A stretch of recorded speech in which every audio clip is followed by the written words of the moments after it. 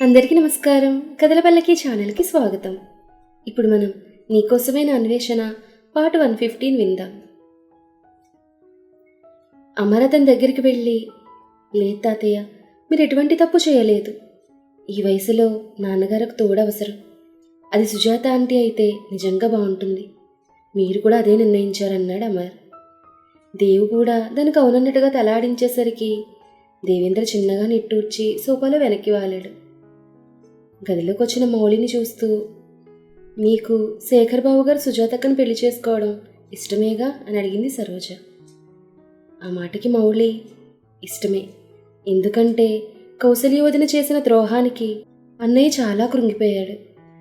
మనుషులతో మాట్లాడడమే తగ్గించేశాడు. కానీ సుజాత గారు వచ్చాక మళ్ళీ అన్నయ్య నార్మల్ మనిషి అయ్యాడు. ఇదివరకలా అందరితో మాట్లాడుతున్నాడు. వర్క్ మీద కూడా దృష్టి పెడుతున్నాడు.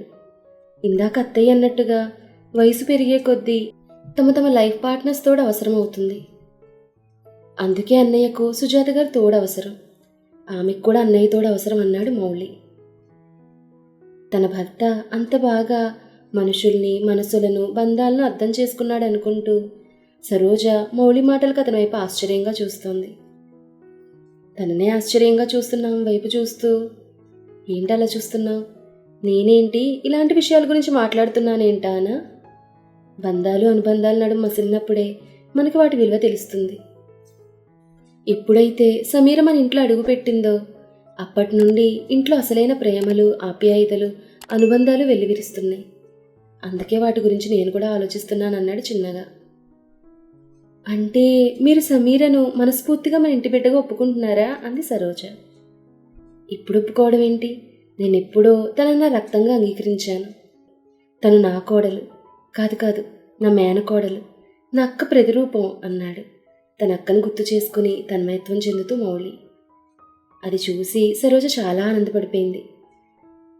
సరోజని చూస్తూ, నాతో మాట్లాడింది చాలు, వెళ్ళి సుజాత గారితో మాట్లాడి అన్నయ్యతో పెళ్లి కొప్పించు అన్నాడు. ఆ మాటకి బిక్కమొహం వేసుకుని, నేనా అంది సరోజ. నువ్వే వెళ్ళి ఆవిడ ఏ నిర్ణయం తీసుకుందో తెలుసుకో అన్నాడు మౌళి. సుజాతక్క నిర్ణయం తర్వాత, ముందు బావగారి నిర్ణయం ఏంటో మనకు తెలియదు కదా, అతను ఇంకా సమయం కావాలన్నారుగా అంది ఆలోచిస్తూ. అన్నయ్య మనసు నాకు తెలుసు, తన పెళ్లికి ఖచ్చితంగా ఒప్పుకుంటానన్నాడు మౌళి నమ్మకంగా. అదే నిజమైతే బాగుంటుందంటూ సుజాత గది వైపు వెళ్ళింది సరోజ. రాత్రి 10 అవుతున్నా ఎవరూ భోజనాలకు రాలేదు. అందుకే అందరికీ కబురు పంపింది సరోజ. ఒక్కొక్కరుగా భోజనాల దగ్గరకు వస్తున్నారు అందరూ వచ్చి టేబుల్ ముందు కూర్చున్నారు. చివరిగా వచ్చి చంద్రకళ పక్కన కూర్చుంది సుజాత. ఆమెని చూస్తున్నాడు శేఖర్. సరోజ, సమీర మొదలు వడ్డిస్తుంటే అందరూ తింటున్నారు. నిశ్శబ్దంగా ఉన్న సమయంలో, నేను రేపు వెళ్ళిపోతున్నాను అంది సుజాత నెమ్మదిగా. ఆ మాటకి శేఖర్తో సహా అందరూ ఆమె వైపు చూశారు. వెళ్ళిపోవడం ఏంటి? ఎక్కడికి వెళ్తావు అంది కంగారుగా చంద్రకళ. ఎక్కడికో దగ్గరికి వెళ్ళి బ్రతుకుతాను, కానీ నా వల్ల ఈ కుటుంబానికి అప్రతిష్ట రావడం మాత్రం నేను భరించలేను అంది సుజాత. ఆమె పొంగిన కళ్ళు బట్టి ఆమె ఇంతసేపు ఇందాక జరిగిన గొడవ, ఇంకా సోషల్ మీడియాలో జరిగిన రచ్చ గురించి ఆలోచిస్తుందని అర్థం చేసుకున్న అందరూ చిన్నగా నిట్టూర్చారు. నువ్వు ఇంటిని వదిలి వెళ్తే వేసినంద మాసిపోతుంది అనుకుంటున్నావా అన్నాడు దేవేంద్ర.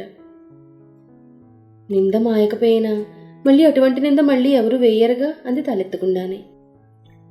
నింద వేయాలనుకునేవారు కారణం ఉన్నా లేకపోయినా వేస్తారు, కానీ నింద వేసిన వారే నోటి మీద వేలు వేసుకునేలా చేయడమే అన్నిటికన్నా ఉత్తమం అన్నాడు.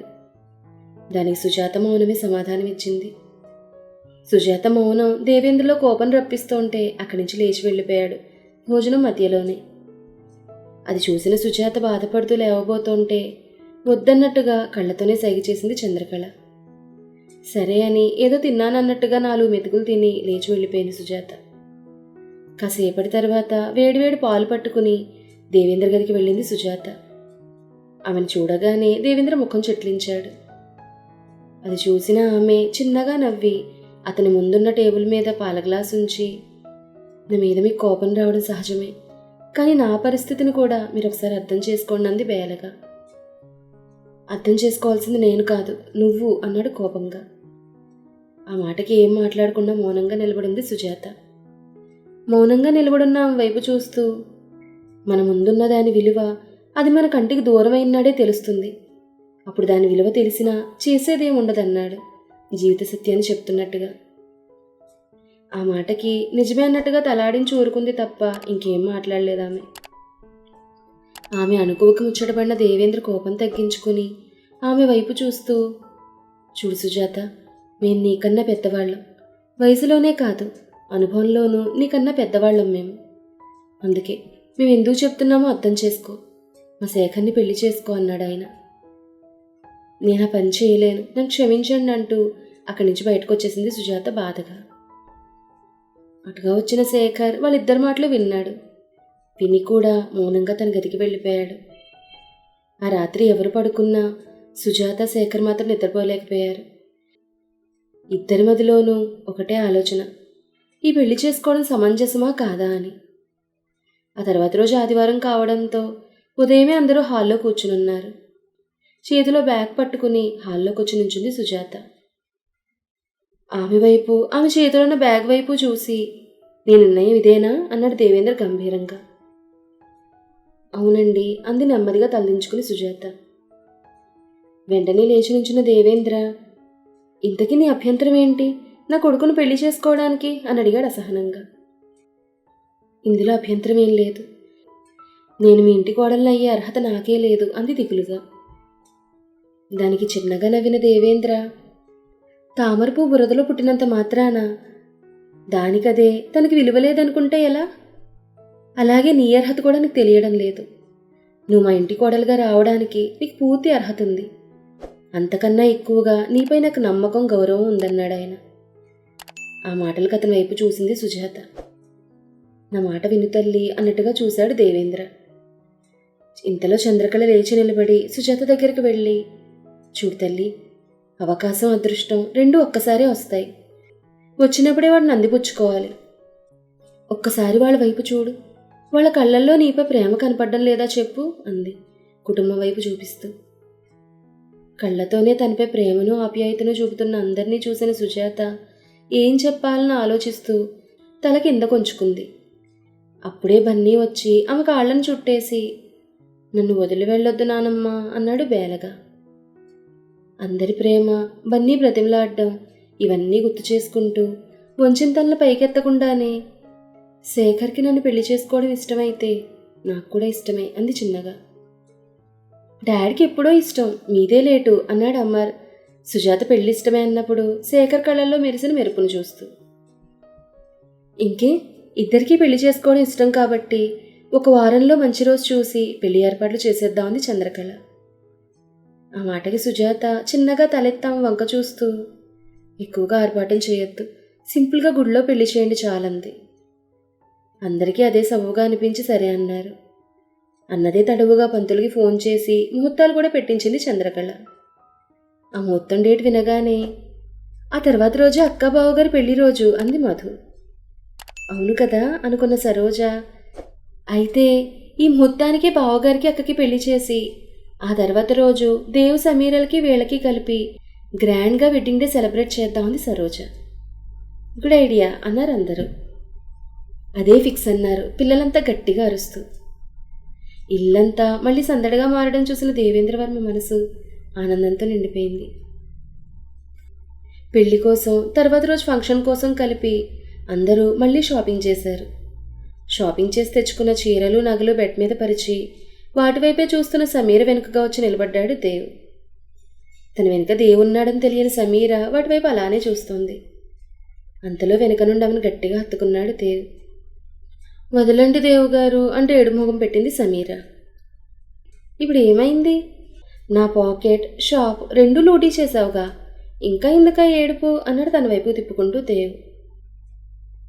అది ఇందాక షాప్లో నాకు ఒక చీర చాలా బాగా నచ్చింది.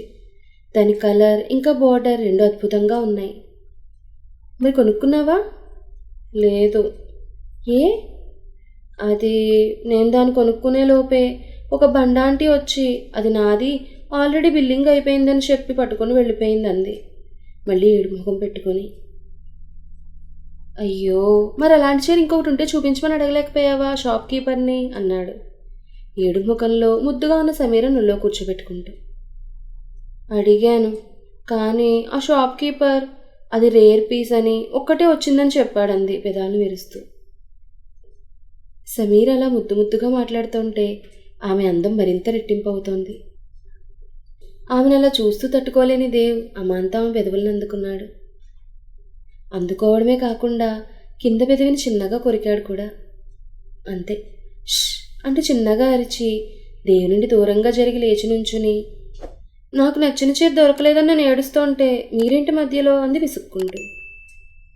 దూరంగా జరిగిన ఆమెను దగ్గరకు లాక్కుని, మీ ఆడవాళ్ళకి ఎన్ని కొన్నా ఇంకా ఇంకా ఏదో కావాలనుకుంటుంటారు కదా, అవి చీరలైనా నగలైనా అన్నాడు తల మీద చిన్నగా మొట్టిగా వేస్తూ. దేవు తల మీద కొట్టేసరికి చిన్నగా నొప్పి రావడంతో దాన్ని నిమురుకుంటూ, పోండి దేవ్, మా ఆడాళ్ళు చిన్న ప్రపంచం, ఆ ప్రపంచంలో మాకంటూ ఉండేవి చిన్న చిన్న కోరికలు మాత్రమే అంది. అవచా, ఇంతకీ ఏమంటావు? ఆ చీరలాంటి చీర కావాలంటావు అంతేగా అన్నాడు. అవును అంది మూతి విరుస్తూ. నీకు ఆ చీర కావాలంటే నాకు ఈ చీర కావాలి అంటూ సమీర్ ఒంటి మీద ఉన్న చీరను మాంతం లాగేశాడు దేవ్. దేవు చీర లాగేసరికి చుట్టూ తిరిగి మళ్ళీ వచ్చి దేవు చేతుల్లోనే ఇరుక్కుంది సమీర. ఒంటి మీద చీర లేకపోవడంతో ఎదబాగాని చేతులతో కప్పుకుంటూ, నా చీర ఇవ్వండి దేవ్ అంది బేలగా అతని వైపు చూస్తూ. ఇవ్వను అంటూ ఆమెను పైనుండి కింద వరకు చూస్తున్నాడు దేవ్. దేవు చూపులకి సిగ్గుపడుతూ అతని నుండి దూరంగా జరిగి, నా చీర అందటు తిరిగి. ఇవ్వను ఇవ్వనంటూ ఆమెను వెనక నుండి గట్టిగా హత్తుకున్నాడు. మీరు ఈ చీర ఇవ్వకపోతే నేను ఇంకో చీర కట్టుకుంటాను అంటూ దేవుని దూరంగా తోసి కబోర్డ్ వైపు వెళ్ళింది సమీర. కానీ వెళ్తున్నామని ఒడిసిపట్టుకుని, నాకు ఇవి కూడా కావాలి అంటూ ఆమె ఒంటిపై ఉన్న బట్టలను చూపాడు దేవు కవ్వింపగా చూస్తూ. మీకు కాస్త ఎక్కువైంది, ముందు బయటకు వెళ్ళండి అంటూ దేవుని గది నుండి బలవంతంగా బయటకు నెట్టేసింది సమీర. లేదు నేను వెళ్ళను అంటూ మారం చేస్తున్న దేవుని బయటికి నెట్టేసి తలుపు వేసుకుంది సమీర. రాక్షసి అంటూ చిన్నగా నవ్వుకుని ఆ షాప్కి కాల్ చేసి రేపు ఉదయానికల్లా సమీర్ ఇష్టపడిన చీర తను ముందుండాలని ఆర్డర్ వేశాడు దేవ్. ఆ షాప్ ఎవరిదో కాదు, దేవు ఫ్రెండ్దే. దేవుని బయటకు నెట్టేసి బెడ్ మీద పడిపోయింది సమీర. ఆ తర్వాత రోజు ఉదయం ఎవరి పనులకు వాళ్ళు వెళ్ళిపోయారు. టిఫిన్ తిని టాబ్లెట్స్ వేసుకుంటున్న సమీర పార్సిల్ మేడం అన్న పని మనిషి వైపు చూసింది. ఎవరు పంపారు అంది సమీర ఆవిడ చేతులను పార్సిల్ తీసుకుంటూ. ఏమో మేడం తెలీదు అంటూ సమీర చేతికి పార్సిల్ ఇచ్చి వెళ్ళిపోయింది పని మనిషి. పార్సిల్ ఓపెన్ చేసి చూసిన సమీర సంభ్రమాశ్చర్యాలకు లోనైంది.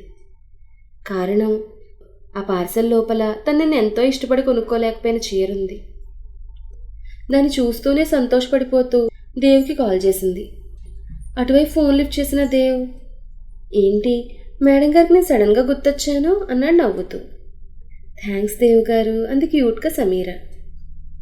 థ్యాంక్స్ దేనికి అన్నాడు కావాలనే. దేనికేంటి, నేను నచ్చిందని చెప్పిన చీరను నా కోసం తెప్పించినందుకంది సమీర. చీర నేనా? లేదే అన్నాడు కావాలనే.